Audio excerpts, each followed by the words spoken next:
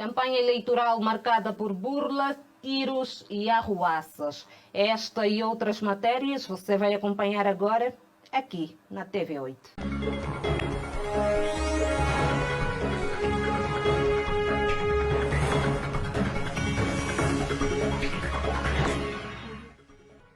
O país esperava que, depois do anúncio do presidente ilegítimo da Comissão Nacional Eleitoral, Manuel da Silva Manico, os partidos da oposição denunciassem a sua continuidade à frente da CNE, ante o seu caráter inclinado a favor do MPLA. Infelizmente, continuam surdos ante os alertas do candidato Agostinho Santos ao cargo de presidente da CNE. Acompanhe agora a entrevista em exclusivo de Agostinho Santos. Em relação ao Manico em particular,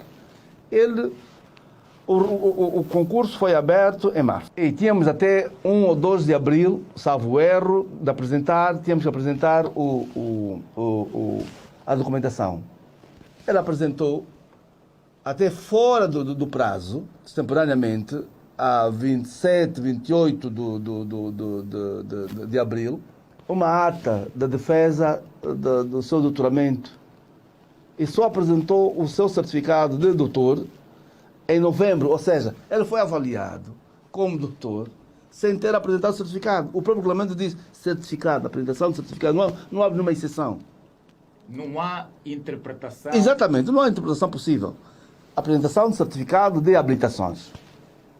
Ao tempo em que terminou a data da apresentação da documentação, ele só tinha aquele grau de mestre. Essa é outra coisa também. Mas não é ter medo da capacidade de Manuel da Silva que o doutor tem, por isso custa-lhe aceitar que ele tenha... Não, é respeitando o regulamento. É o regulamento que eles próprios aprovaram. E esse regulamento é que dizia que tinha que apresentar certificado de habilitações. Ele não apresentou em tempo útil o certificado de habilitações. Apresentou o certificado de habilitação de doutor em novembro. E ele foi avaliado em maio, antes, portanto, na base de uma ata de defesa do próprio doutoramento, que foi apresentado também extemporaneamente. Ele defendeu, pelo que me consta, dia 25 de abril, e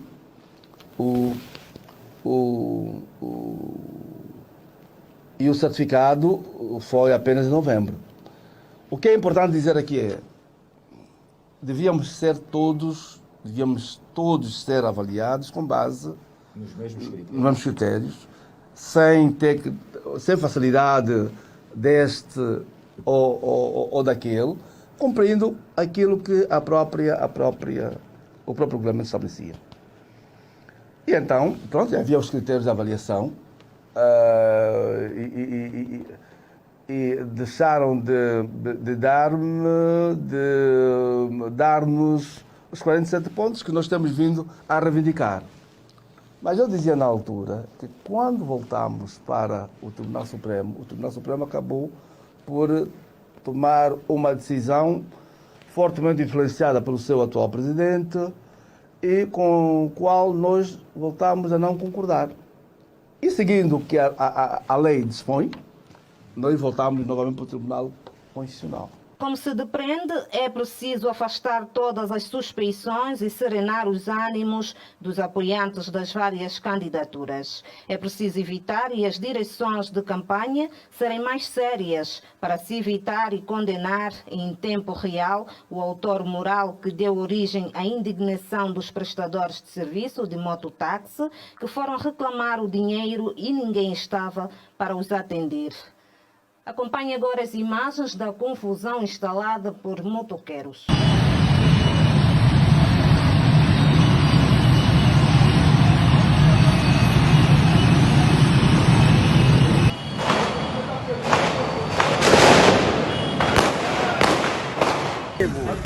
Quando às vezes agora...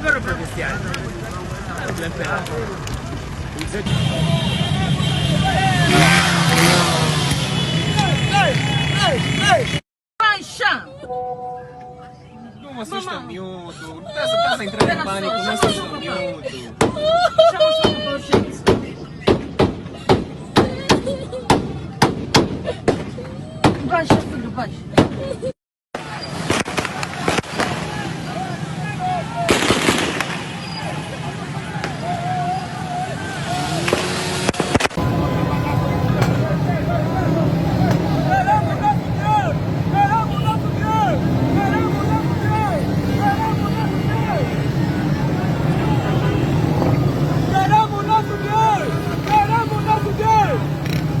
Como se pode verificar, a situação era evitável e urge a responsabilidade verbal de cada um assumir os erros e não estar a acusar os adversários sem provas, como o fez emotivamente o deputado João Pinto, que viria a ser desmentido pelos seus colegas.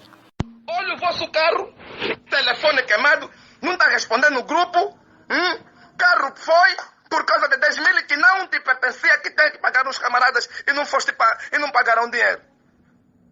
Lá saímos nós cá todos, porque não, a UNITA, e por isso cancelaram a fazer figuras de parvos, enquanto tem uns que estão a ficar com dinheiro. João Lourenço, queremos justiça nesse dinheiro. Nós queremos justiça. Os homens que estiveram lá presentes querem o dinheiro deles. O Ancano Oliveira e o Mário Durão têm que vir se explicar, não só no comitê, mas também nos grupos. Queremos ouvir o vosso lado, o porquê que o dinheiro foi desviado. Está onde o dinheiro? Já não chega a Tizé? Já não chega a Isabelle? Já não chega o Cupili, Padino, Manuel Vicente e o grupo? Agora temos mais novos desviadores. Homens que estão ali, que estamos a desacreditar nos nossos grupos. Homens que estão a vir desviar o dinheiro. Essa praga é por quê? Por que dessa praga? Não podemos estar em conexão com a honestidade. Não podemos fazer barulho sem pensar no dinheiro. Não podemos amar os nossos presidentes sem pensar que vamos ser pagos nas maratonas. Vocês não têm amor ao João Lourenço. Vocês não têm amor à presidência. Começo a dar razão na Tizé que vocês são uns bandos de bajuspa. O MPLA em Luanda, a UNITA em Benguela e a Casa CE no Kwanza Norte foram à conquista do voto. Bonito de ver. Agora que a paz reine e os mortos saiam das listas da Comissão Nacional Eleitoral e retomem ao cemitério para não serem más notícias nos comícios da FENELA, do Partido Humanista, do PENJANGO e do PRS. Executivo aprova na generalidade Lei de Bases da Função Pública. A Assembleia Nacional aprovou por vontade expressa do titular do Poder Executivo e aplaudida por deputados indiferentes à sua eficácia, a Lei de Base da Função Pública. Finalmente, depois de tantos alertas do Folha 8 de não se adoptar leis ocidentais em países como o nosso, os políticos decidiram acordar e alargar o limite de idade para ingresso dos cidadãos na função pública, passando de 35 a 45 anos e, consequentemente, alargando para lá dos 60 anos a idade de reforma. O regime de teletrabalho, a redução do tempo de trabalho das 38 horas para 35 semanais. Aqui, mais uma aberração, pois com o volume de feriados, menos produção significa fraca rentabilidade. Outro elemento da nova lei é o período probatório para 1 ano. O jurista Osvaldo Salvador fala sobre as vantagens e desvantagens desta lei. Vamos aqui nos ater à análise sucinta desta nova lei de base do acesso à função pública, que ampliou, então, aos cidadãos angolanos, mediante concurso público, de 35 a 45 anos de idade. Achamos bastante substancial, entretanto, carece aqui de alguma ponderação. Então, qual foi o objetivo da mudança desta nova lei? Podemos ter a certeza que era a valorização e a dinamização da administração pública, porque a administração pública só funciona com quadros. Ora, será que este limite beneficia aquelas pessoas que têm uma formação superior ou técnico e científica, que poderiam, assim, aceder às funções públicas mediante concurso? Temos muitos angolanos na diáspora e em território nacional que têm valências que poderiam contribuir para dinamizar a administração pública. Entretanto, esta nova lei já os impediria a ter acesso a esse serviço que é constitucionalmente assegurado.